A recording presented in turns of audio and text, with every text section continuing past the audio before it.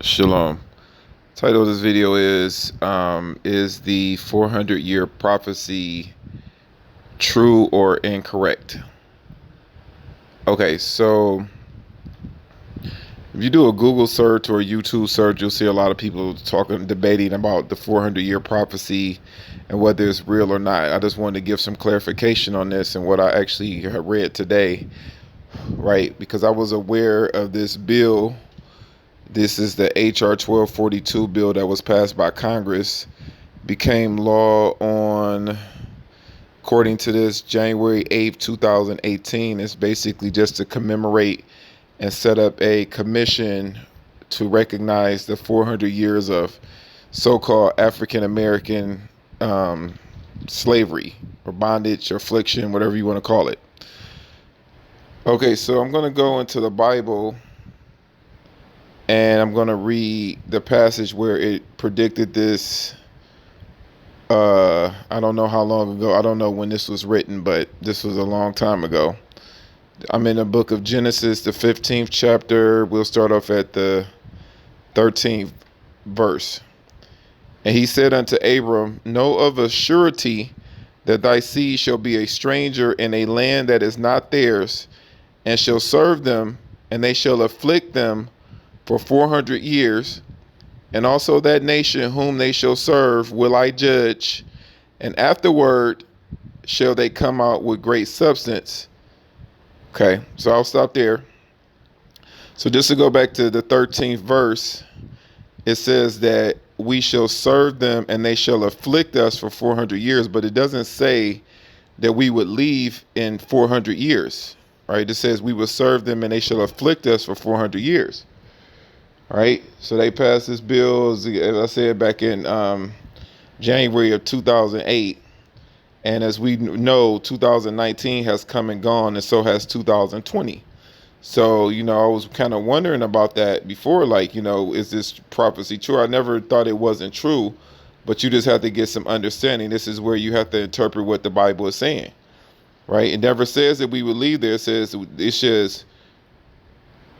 It says that they shall serve them and they shall afflict them for 400 years. And also that nation whom we're serving now, whom they shall serve, will I judge. So we got two things here.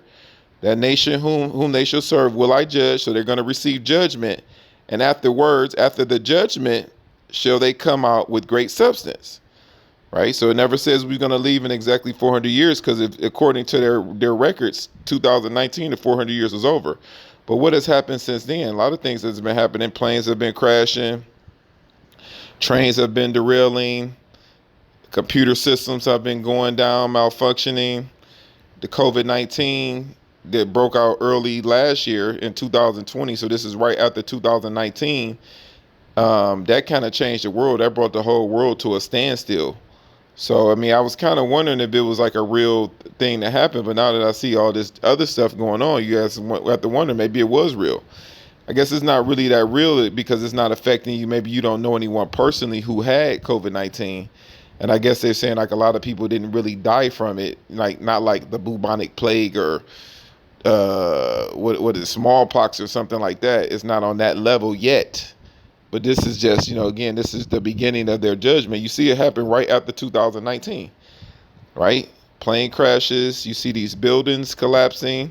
End of 2020, what happened? Nashville building, or their downtown city block got destroyed, right? Then you see another thing happen, this mysterious building crash in Miami. Sinkholes opening up all around the world. A lot of things going on, a lot of judgment. A lot of flooding, a lot of natural, so-called natural disasters. Like I said, planes crashing. Those Boeing 737 Max jets. They had to park all of those, right? So they had a computer problem. Well, they've been making planes for years, and all of a sudden now you don't know how to make planes anymore. Come on, that doesn't make any sense. So I believe that's all this judgment that's going on. And I'll go into Ezekiel, the 20th chapter. I'm just going to read a quick verse. It's towards the end. I think it's about the 34th verse.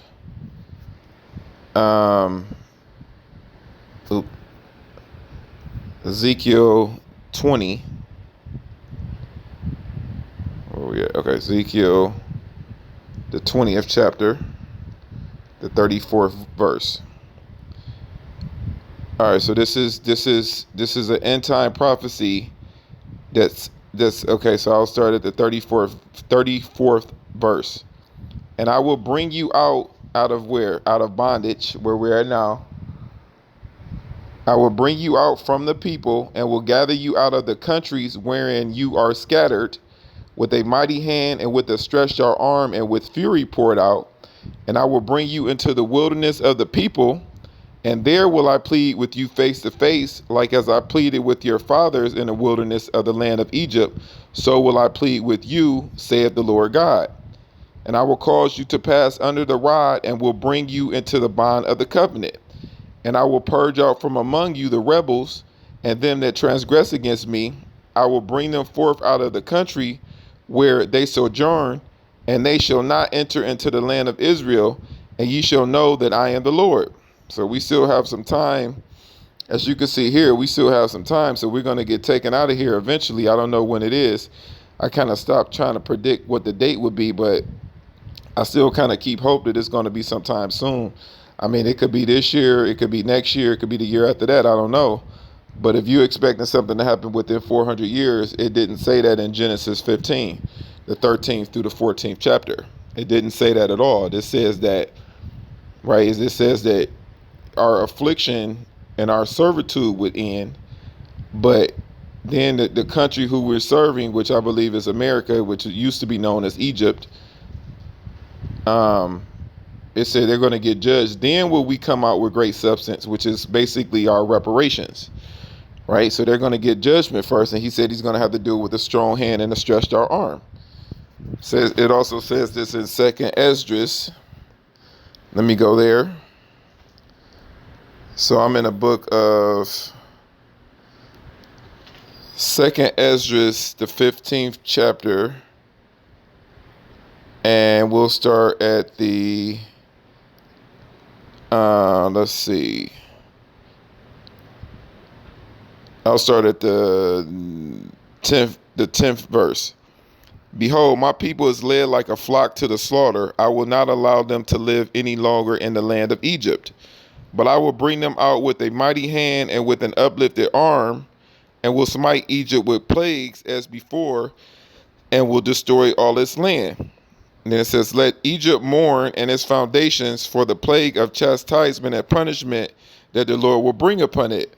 Let the farmers that till the ground mourn, because their seed shall fail, and their trees shall be ruined by blight and hail, by a terrible tempest. Alas for the world and for those who live in it, for the sword and misery draws near them, and nation shall rise up to fight against nation with swords in their hands. For there shall be unrest among men growing strong against one another. They shall in their might have no respect for their king or their chief of their leaders. For a man will desire to go into a city and shall not be able. So I'll go ahead and stop there. You can read this further if you like, but I'm just trying to make a point about the prophecy. And then you see here where it says in the 15th chapter, 17th verse, said, for a man will desire to go into a city and shall not be able. Well, that's kind of happening now, not necessarily cities, but you see all these travel restrictions going on, and that was mostly because of the COVID-19, but you're going to see, and then you see in all the food, they're mentioning all the food shortages around the world, right? All these food shortages, so people might start going to war over that, trying to fight over food, right? It doesn't matter if you have a kingdom and people or not. If you don't have food to feed them, then you don't have any subjects. So you have to feed your subjects. Otherwise, you don't have a kingdom.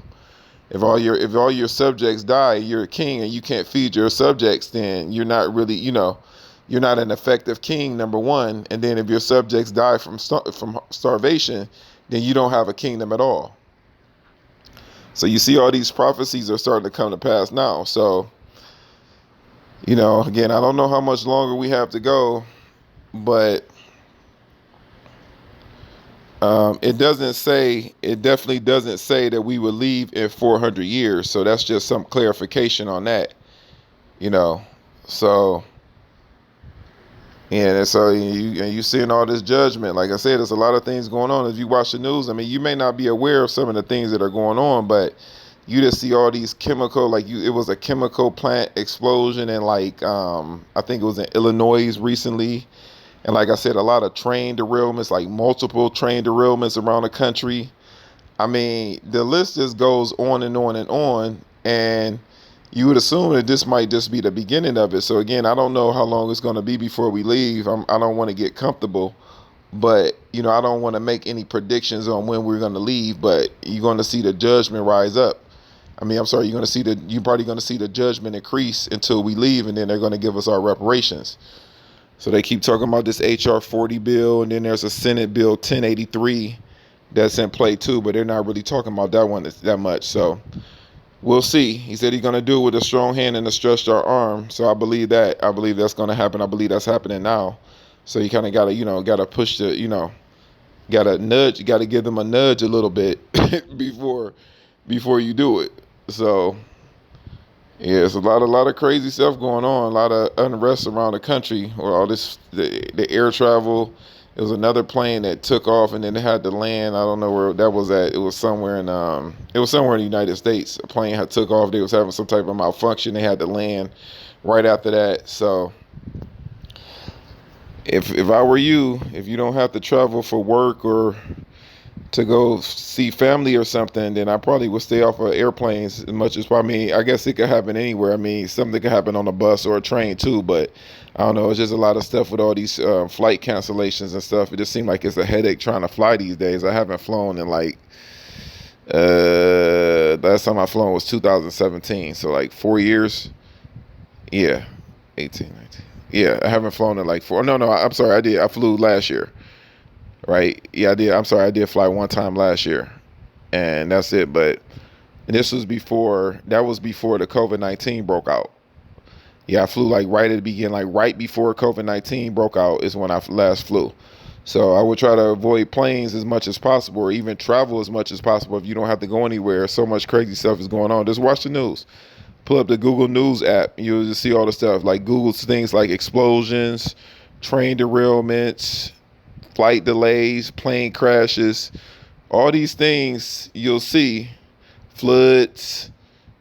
Explosions. Just Google all these type of things and you'll see all these multiple articles about it. You may not be aware of it because they don't, they don't really promote a lot of the stories, but things are happening around the world, not just in the United States, but everywhere. China, buildings collapsing. I mean, just, like I said, the list goes on and on and on. You have to look it up yourself, but I'm subscribed to a lot of YouTube channels and I search the news almost daily, not obsessively, but I search the news daily and I see all the things that are going on. So you seeing the judgment, you seeing that part of the prophecy happening now. So, and again, I don't know when we're going to leave. Like I said, I hope it's sooner than later. Could be this year, could be next year. 2022, could be the next year after that. I don't know. But just kind of stay out of the way and try to stay away from these people, because a lot of people are, then on top of that, you got all the economical issues going on in America and around the world. A lot of people losing their jobs, right? You seeing all these companies closing, a lot of people getting laid off, a lot of people never going to get their jobs again, right? Then they're cutting the people off those extended unemployment benefits, and they were just kind of giving that away like water last year, where people were unemployed and they were getting more money unemployed than they were from working. Usually you get half of the money. I was on unemployment once in my life for 6 months, and I got half of what my salary was. Around half. It was somewhere around half. And these people were getting more from being out of work. Plus, on top of that, you get we got three stimulus packages within about a year's time. So you got $1,400, $1,200, and $600. So, they were getting kind of a lot of money. So that's not really an incentive to go to work. And then they were still extending even after you run out of your regular 6 months or your year of, I don't know how long they were doing it just for the regular state unemployment. They were doing an extended federal thing even after that. So, some people can live off of that. So you seeing the economical woes, right? You're going to see, and I looked at the news too, you see a lot of robberies, A lot of people breaking in people's cars and carjackings. I mean, just people gonna get desperate. And I don't know if they're gonna start cutting people off food stamps. They were talking about cutting people off food stamps and giving them some type of a heritage box. This was like before the COVID-19 broke out, and I haven't heard anything about it since then. But I wouldn't be surprised if the food shortages continue and they get worse. Then they're not just going to give these people carte blanche food stamps forever, and they're trying to get people to go back to work. Because I mean, you know, it's all these restaurants are hiring. That seem to be the only people that are really hiring, to be honest. It seems like restaurants. That's like the only industry I see on the news that keep talking about they looking for people. Food places, maybe like food delivery, like Instacart and Amazon, Whole Foods delivery, they're probably hiring. But, you know, a lot of industries are lost and they're never going to recover, right? Like the casino industry, a lot of people lost their jobs, right? They have a casino here where I'm at and they closed the casino opened back up. I don't know if they ever completely closed down, but I know they closed their poker room down. There's a lot of people were like dealers, poker dealers. They make decent money. They probably make about $20 an hour or close to that. And all the people who like the poker dealer, the poker room managers and supervisors, cashiers, all them people, they don't have jobs anymore. They're never going to get those jobs back. They still haven't opened it back up. I don't think they're going to open it back up. So bartenders, restaurant employees, waitresses, some of them make decent money, probably at least $20 an hour. They can't pay bills, so what are they going to do? Right? So who knows? And then it's like, even if you get a job doing it, you know, it's still kind of unstable. You don't know if like another outbreak is going to happen, something else going to happen, and they're going to close back down. So would you really even want to take the chance of getting back into that industry? It's kind of like unstable. Not that any industry is stable. I mean, I guess if you worked at a supermarket, it's probably kind of stable. Or if you work for Amazon, for the most part, I would assume that would be stable. But just things like restaurants, they would easily close that down as non-essential businesses. Right? Or if you worked at like a beauty shop, they close them down. Beauty shop, like if you did nails, you cut hair, or you was a stylist, like a beautician, or what do they call it? Like a hairstylist, whatever you call it. They probably lost a lot of people because a lot of people lost their jobs, so they can't go get their hair done, their nails done, their hair cut, right? So they lost their jobs. So you lose, let's say you lose like 50% of your normal customer base. That's half of the money. So if you was making like, to say you was generating $2,000 a month being a barber, and then you lose half of your people, you're only making $1,000 a month. So you can't pay your rent and your car payment and everything like you did before. So you see all the plagues happening, and it's not going to get better.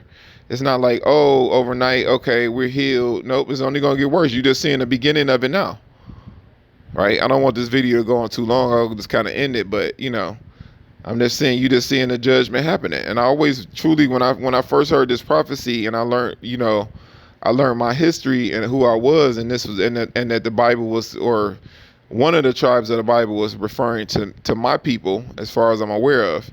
And I heard about the 400-year prophecy. I truly believed it. As soon as I heard it, I truly believed it. And you see it's happening now. So anybody that's arguing about if this prophecy is real or not, it never says that we were leaving in 400 years. It said, and then you see that they commemorated the bill in 2018, just commemorating the bill or the 400 years, right? They're just reminding the people that the 400 years is up, and then now their judgment has come, right? They're not going to get no pity from me. I know that. I know all the stuff that has happened to us in this country, and all the wicked stuff that these people do in this country, and all the secret handshakes and the secret societies, and how they oppress people secretly, and you know, the list goes on, and the healthcare industry, how wicked they are, and you know, so you know, you're not going to see any type of pity from me for the things that are happening in this country.